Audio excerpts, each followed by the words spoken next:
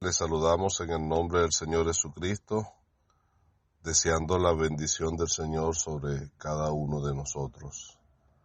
Una vez más, el propósito es compartir una porción que nos ayude a meditar en esa gloriosa persona que nos ha salvado de la condenación, nuestro Señor Jesucristo, y ayudarnos a continuar haciendo memoria de Él, preparando nuestros corazones para los que puedan participar de la cena del Señor.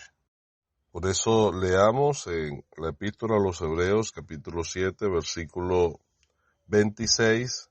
Ahí vamos a conseguir algunas características del Señor Jesucristo como nuestro gran sumo sacerdote. Él dice, porque tal sumo sacerdote nos convenía, santo, inocente, sin mancha, apartado de los pecadores y hecho más sublime que los cielos. Que el Señor siga derramando sus bendiciones acompañado con la lectura de su palabra. Amén. Mire, hay aquí algunas características que nos dejan perplejos ante la grandeza y la hermosura de nuestro amado Salvador, constituido por Dios como gran sumo sacerdote, que dice la Sagrada Escritura, cuyo sacerdocio es inmutable, autor de eterna salvación y nuestro precursor, que ha entrado en los mismos cielos, penetrando velo adentro, y es para nosotros una segura y firme ancla del alma. Y bajo esa confianza nos acercamos al trono de la gracia, penetramos al lugar santísimo, a ese tabernáculo no hecho de manos de hombre. Pero si en la antigüedad las vestiduras del sumo sacerdote hacía que él se distinguiese de todos los demás, como lo encontramos en la descripción de lo que debía ser las vestiduras sagradas que iba a usar el sumo sacerdote cuando estaba oficiando, de vestiduras de honra y de hermosura, cuánto más las características de nuestro sumo sacerdote, el Señor Jesucristo, que nos hace pensar en esa hermosura y esa gloria que hay en Él, que los hace incomparables. De modo que lo que más destaca en Él son sus virtudes. Y por eso leímos esta porción. El escritor allí nos lleva a considerar algunas de esas características de ese sumo sacerdote que nos convenía, que nos era necesario y que realmente ha llenado a cabalidad todas las exigencias de Dios como representante de los seres humanos, pero también ha venido a satisfacer por completo nuestras almas. Y él comienza destacando primero su santidad. Tal sumo sacerdote nos convenía santo. Y eso apunta a ese carácter divino, ese atributo que Él tiene desde la eternidad. Él es santo.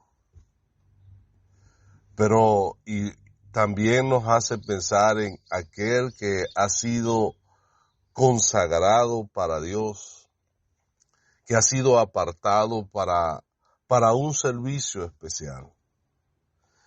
Y el apóstol aquí escribe que el servicio del Señor Jesucristo como sumo sacerdote es un servicio mejor, porque está garantizado por mejores promesas y un mejor pacto. Él es santo, tenía desde la eternidad esa tarea de efectuar la redención de nuestros pecados por medio de sí mismo. Y para eso había sido apartado por Dios. Tenía de parte de Dios, según el plan divino, asignado este ministerio que iba a traer tanto provecho para nuestras almas. Y nos hace pensar así en esa mitra que tenía el sumo sacerdote en la frente cuando estaba vestido para el ofrecer el sacrificio o para presentarse delante de Jehová. Esa mitra decía allí, santidad a Jehová, como una característica para estar en la presencia de Él, de Dios. Aquello que impresionó a Isaías cuando vio la gloria de Jehová, santo, santo, santo, Jehová de los ejércitos. El Señor es santo. Pero otra característica de nuestro sumo sacerdote es que es inocente. Y él como inocente hace pensar en su nacimiento virginal. Esa palabra allí es sin maldad,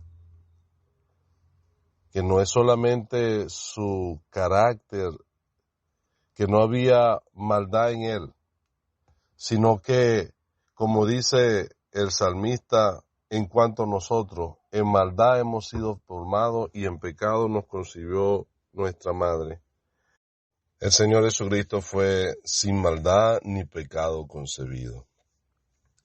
Ahora, la otra cosa que dice ahí es sin mancha. Y eso también significa sin contaminación.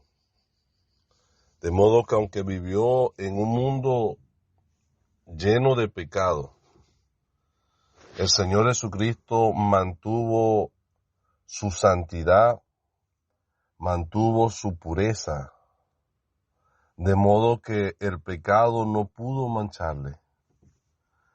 Y es maravilloso que nuestro amado Salvador, aunque fue tentado en todo, según nuestra semejanza, fue sin pecado. Era una condición que como sumo sacerdote tenía él que cumplir. A diferencia de los sacerdotes de la antigüedad, que tenían que ofrecer pecado primero por sí mismos, por los pecados de sí mismos y después por los del pueblo, el Señor Jesucristo fue sin pecado. No tuvo necesidad de ofrecer sacrificio por él. Más bien, él se ofreció en sacrificio a sí mismo, porque él era sin pecado, sin mancha,